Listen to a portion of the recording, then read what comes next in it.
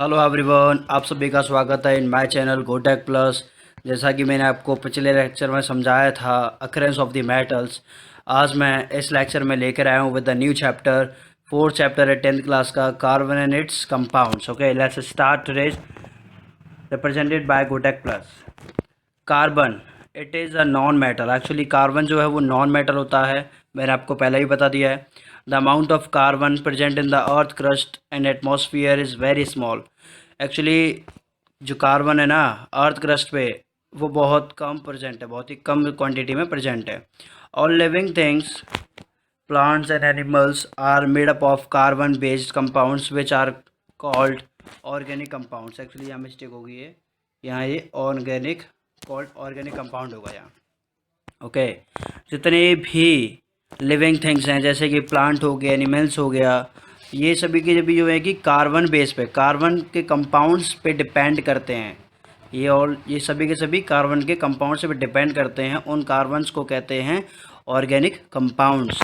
Actually जितने भी living thing है ना, जैसे कि हम हो गए या फिर ये भी हो गया, तो ये सब जो है कि कार्बन के कंपाउंड्स पे डिपेंड है। ऐसे वो कार्बन, जिन कार्बन को बोला जाता है organic compounds.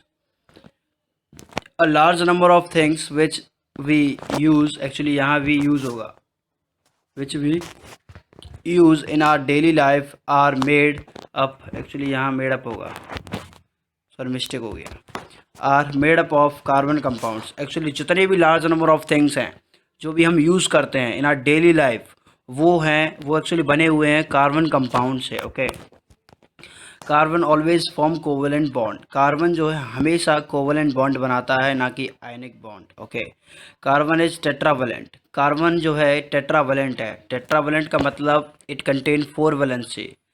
Self combination, actually carbon की ही एक ऐसी यूनिक प्रॉपर्टी है जो कि और किसी एलिमेंट की नहीं है।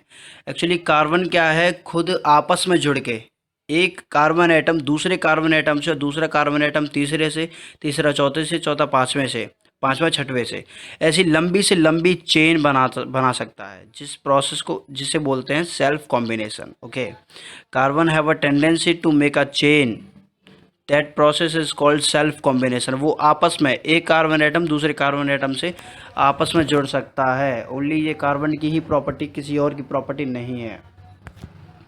अकरेंस ऑफ कार्बन, कार्बन कहाँ पाया जाता है? Carbon occurs in nature in free state as well as in the combined state. Actually nature में कार्बन फ्री स्टेट में भी पाया जाता है और कंबाइंड स्टेट में भी पाया जाता है। In free state carbon occur in nature mainly in 2 form. जो कार्बन जो है ना वो फ्री स्टेट में पाया जाता है, कार्बन जो है फ्री स्टेट में पाया जाता है, वो एक्चुअली दो मेन फॉर्म में पाया जाता है। वो एक तो डायमंड और ग्रेफाइट, इन 2 फॉर्म में पाया जाता है। फ्री स्टेट में यदि पाया जाता है कार्बन तो इन 2 फॉर्म में पाया जाता है। और another naturally occurring form of carbon called buckminsterfullerene has been discovered recently. Actually carbon की एक और नई फॉर्म खोज रखी है, अभी खोजी है रिसेंटली में, जिसका नाम है बकमिंस्टर फुलरेन। ओके, ये भी पाया जाता है इन द कंबाइंड स्टेट। और जो कंबाइंड स्टेट में पाए जाने वाले जो कार्बन है, वो है carbon occur in nature in the form of compound such as carbon dioxide, carbonates, fossil fuels etcetera. Carbon in form में भी पाया जाता है। कार्बन डाइऑक्साइड की फॉर्म में पाया जाता है, कार्बोनेट्स की फॉर्म में पाया जाता है, फॉसिल फ्यूल्स की फॉर्म में पाया जाता है, और भी फॉर्म में पाया जाता है। बट ये फ्री स्टेट नहीं है, ये कंबाइंड स्टेट है। Okay, allotropes of carbon, actually carbon के मेनली 3 एलोट्रोप्स है। कार्बन फॉर्म 3 एलोट्रोप्स, वो है diamond, graphite and buckminsterfullerene. Okay, ये तीन एलोट्रोप्स हैं कार्बन के, ध्यान रखना, diamond, graphite and buckminsterfullerene. Diamond and graphite, actually diamond and graphite क्या होते हैं, उनकी फिजिकल प्रॉपर्टीज़ क्या होती हैं वो समझ लेते हैं। Diamond is a colourless transparent substance having extraordinary brilliance. Actually जो डायमंड होता है ना, वो एक कलरलेस ट्रांसपेरेंट सब्सटेंस होता है, उसके आर पार देखा जा सकता है, और उसके पास एक एक्स्ट्रा ऑर्डिनरी ब्रिलियंस, एक इतना हार्ड होता है ना, बहुत हार्ड होता है। इट इज़ क्वाइट हैवी, बहुत हैवी होता है। डायमंड इज़ एक्सट्रीमली हार्ड, अभी मैंने बताया था। Diamond does not conduct electricity, actually diamond जो है इलेक्ट्रिसिटी को कंडक्ट नहीं करता है। Diamond burns on strong heating to form carbon dioxide. यदि डायमंड को स्ट्रॉन्ग हीट किया जाए कार्बन को यदि स्ट्रॉन्ग हीट किया जाए तो वह कार्बन डाइऑक्साइड ही बनाएगा। ओके, जिससे कि हमें ये मालूम पड़ता है कि जो डायमंड है ना, उसके अंदर कार्बन के अलावा कुछ और भी प्रेजेंट नहीं है, जिससे कि हमें ये पता पड़ जाती है कि वो कार्बन की एक प्योर फॉर्म होती है, वो एक कार्बन का एलोट्रॉप फॉर्म होती है। Okay, graphite graphite is a greyish black opaque substance. Actually graphite जो है एक ग्रेस ब्लैक, उसका कलर जो ग्रेफाइट का ग्रेस ब्लैक का कलर होता है। ओके, कुछ काला सा कुछ ग्रे टाइप का। ओके, वो एक ओपेक सब्सटेंस है। ओपेक सब्सटेंस मतलब कैसा, कि ऐसे सब्सटेंस जो कि लेयर से बनते हो वो। Graphite is lighter than diamond. Actually जो ग्रेफाइट है वो डायमंड से हल्का होता है। Graphite is soft and slippery to touch. Graphite जो है सॉफ्ट होता है और स्लिपरी भी होता है, चिकना टाइप का होता है टच करने पर। Graphite conduct electricity. Graphite actually electricity को कंडक्ट करता है, बट डायमंड नहीं करता है। Graphite burn on strong heating to form carbon dioxide. जब ग्रेफाइट को भी स्ट्रॉन्ग हीट किया जाता है तो भी वह कार्बन डाइऑक्साइड बनाता है, जिससे कि हमें ये मालूम पड़ती है कि ग्रेफाइट के भी अंदर कार्बन के अलावा कुछ और भी नहीं है। ठीक है। Structure of diamond. A diamond crystal is a giant molecule of carbon atoms. Each carbon atom in the diamond crystal is linked to 4 other carbon atom by strong covalent bond. Actually जो diamond के अंदर एक carbon atom 4 carbon atom से जुड़ा हुआ होता है, एक कार्बन एटम 4 कार्बन एटम से जुड़ा हुआ होता है। सेम 4 कार्बन एटम जो होते हैं वो हर 4 कार्बन एटम से जुड़ा हुआ होता है, वो भी कोवलेंट बॉन्ड से, वो भी कोवलेंट बॉन्ड से। ठीक है। The rigid structure of diamond makes it a very hard substance. Actually उसका रिजाइड स्ट्रक्चर होने की वजह से डायमंड को हार्ड बनाता है बहुत ज़्यादा। Structure of graphite. The structure of graphite is very different from that of diamond. जो ग्रेफाइट का स्ट्रक्चर है वो डायमंड के स्ट्रक्चर के मुकाबले काफ़ी अलग होता है। A graphite crystal consist of layers of carbon atom और sheets of carbon atom. Actually जो ग्रेफाइट होता है वो कार्बन एटम की लेयर या फिर सीड कंसिस्ट करता है। Each carbon atom in a graphite layer is joined to 3 other carbon atom by strong covalent bond to form flat hexagonal ring. जो ग्रेफाइट के अंदर जो कार्बन होता है ना, एक कार्बन एटम हर 3 कार्बन एटम से जुड़ा हुआ होता है। ठीक है। तो जिसके कारण जो है कि वह एक फ्लैट हेक्सागोनल रिंग बना लेता है, फ्लैट हेक्सागोनल रिंग बना लेता है, जिसे कि लेयर बोला जाता है। ओके, जो कि वो जो कार्बन एटम की लेयर बन जाती है। Due to the sheet like structure graphite is a comparatively soft substance. Actually उसका जो सीट लाइक स्ट्रक्चर होने के कारण वह सॉफ्ट होता है। ठीक है, सॉफ्ट सब्सटेंस होता है। Uses of diamond. डायमंड के यूजेस क्या हैं? Actually diamonds are used in cutting instruments like glass cutters etcetera. Actually जो डायमंड होता है ना, वो एक इंस्ट्रूमेंट्स को कट करने के लिए यूज़ किया जाता है, जैसे कि ग्लास कटर ऐसे यूज़ होता है वो। Diamonds are used for making jewellery. जो डायमंड होता है वह उसे ज्वेलरी बनाने के लिए भी यूज़ होता है। Diamonds can be made artificially by subjecting pure carbon to very high pressure and temperature. Actually carbon जो डायमंड है ना, उसे आप आर्टिफिशियली भी बना सकते हो, बट कैसे? जो प्योर कार्बन होता है उसे आप हैवी टेम्परेचर और हैवी प्रेशर के अंडर में रखो तो वह भी डायमंड में चेंज हो जाएगा। अभी है uses of graphite. Powdered graphite is used as a lubricant for the fast moving parts of machinery. Actually, जो ग्रेफाइट्स होते हैं ना, ग्रेफाइट को जो है कि एज अ लुब्रिकेंट यूज़ किया जाता है for moving parts of the machinery. जो मशीनरी जो पार्ट्स होते हैं ना वो अच्छे से मूव कर सके, जिससे कि वह ग्रेफाइट को लुब्रिकेंट की तरह यूज़ किया जाता है। ऑयल वगैरह ये होता है ना, ये ग्रेफाइट ही होता है। Graphite is used for making carbon electrodes और graphite electrodes in a dry cell and electric एक्रेज। एक्चुअली जो ग्रेफाइट होता है ना, उसे ग्रेफाइट को कार्बन इलेक्ट्रोड या फिर ग्रेफाइट इलेक्ट्रोड बनाने के लिए यूज़ होता है, किसके अंदर? ड्राई सेल के अंदर। Okay, graphite is used for making graphite is used for making the cores of our pencils called pencil leads and black paints. Black paint बनाने के लिए, और जो पेंसिल की नॉक होती है ना, जिसे कोर बोलते हैं, कोर ऑफ पेंसिल्स, ठीक है, उसे बनाने के लिए भी ग्रेफाइट का यूज़ होता है। अब आता है Buckminster फुलरेन। Buckminster fullerene is an allotrope of carbon contain clusters of 60 carbon atoms joined together to form spherical molecule. Actually buckminsterfullerene actually उसका जो शेप होता है ना वो स्पैरिकल मॉलिक्यूल बना लेता है, स्पैरिकल शेप होता है उसका, जैसा कि फुटबॉल वगैरह होती है ना उसकी स्पैरिकल शेप होती है, सेम ऐसे ही बकमिस्टर फुलरेन ऐसे भी होता है, जो कि 60 कार्बन एटम होते हैं उसके अंदर, ठीक है, जो कि आपस में जुड़े हुए होते हैं वो। Buckminsterfullerene as a dark solid at room temperature. Actually जो बकमिस्टर फुलरेन है ना वो रूम टेम्परेचर पे डार्क सॉलिड होता है। Buckminsterfullerene is neither very hard nor soft.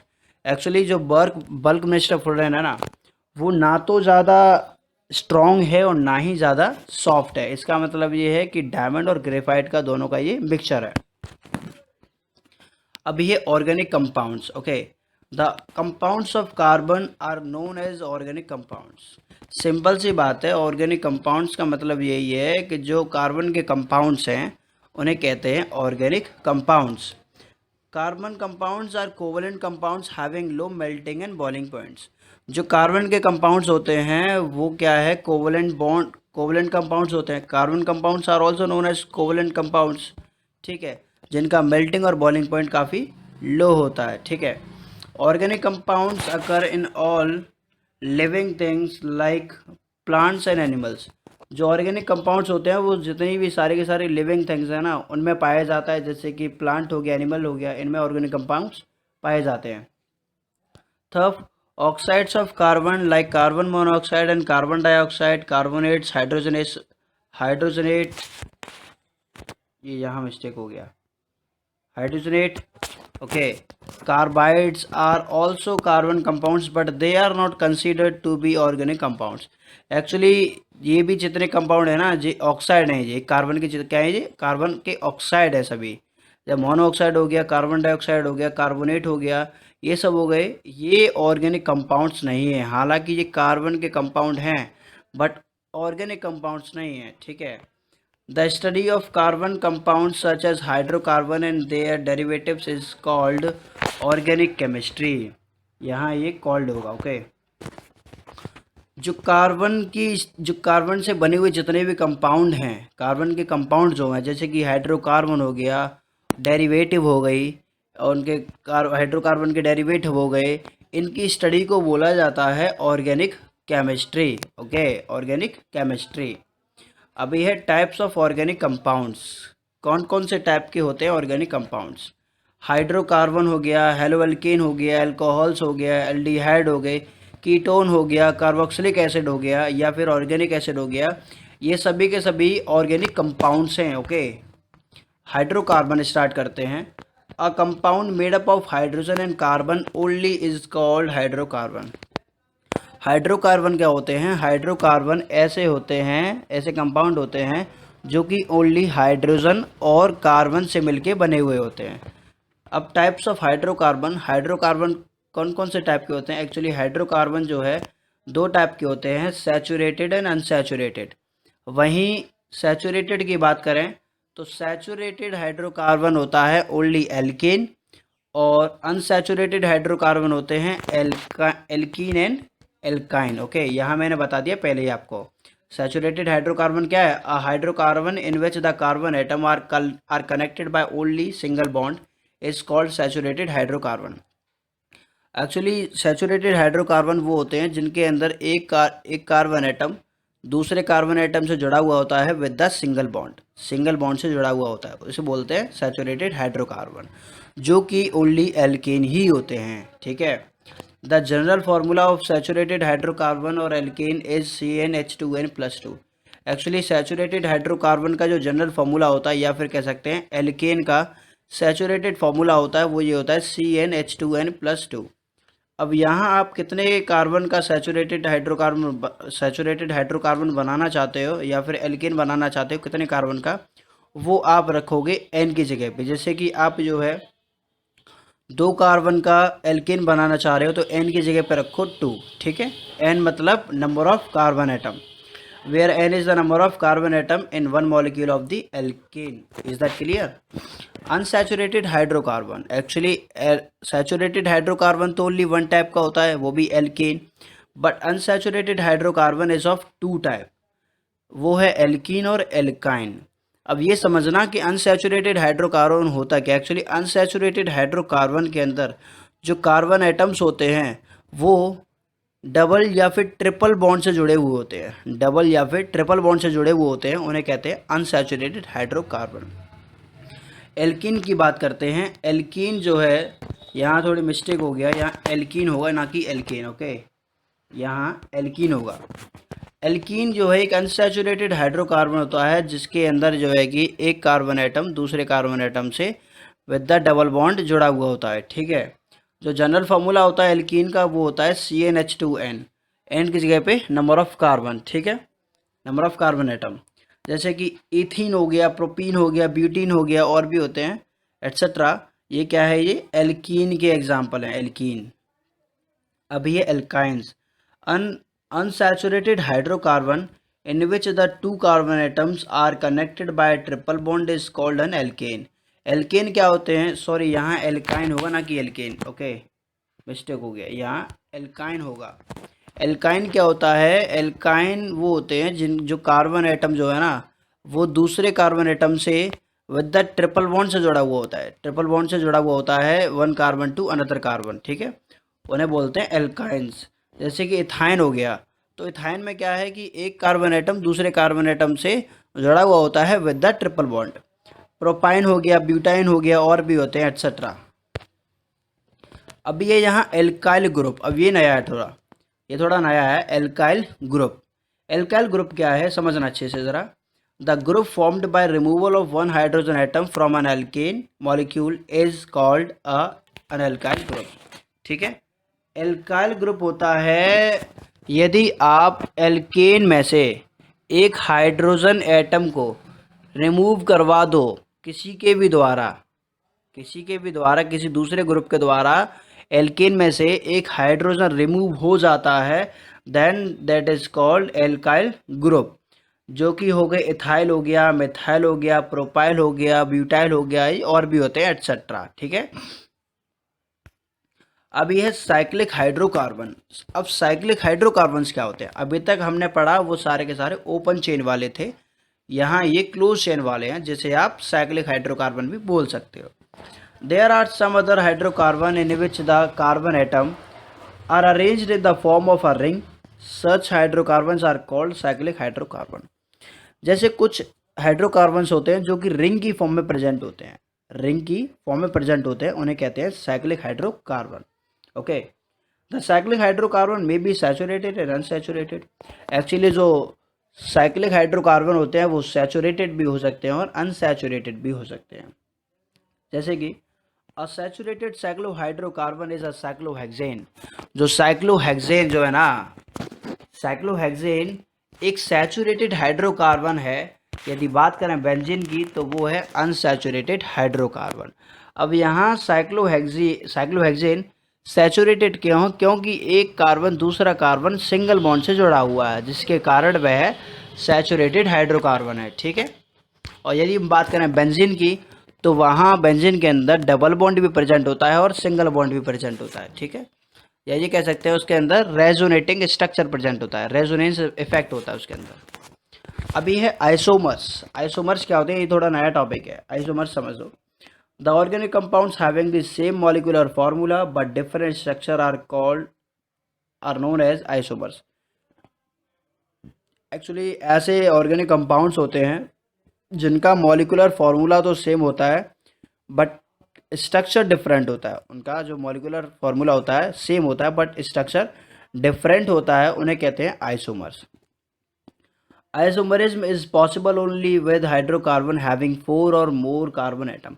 Actually isomerism तभी पॉसिबल हो सकता है या तो एक स्ट्रक्चर के अंदर, या कह सकते हैं एक मॉलिक्यूलर फार्मूला के अंदर 4 या फिर 4 से ज़्यादा कार्बन एटम पाए जाते हैं। ठीक है, तभी जाके वो आइसोमर बन सकता है। No isomerism is possible in methane, ethane, propane because they contain only 1, 2 और 3 कार्बन एटम। एक्चुअली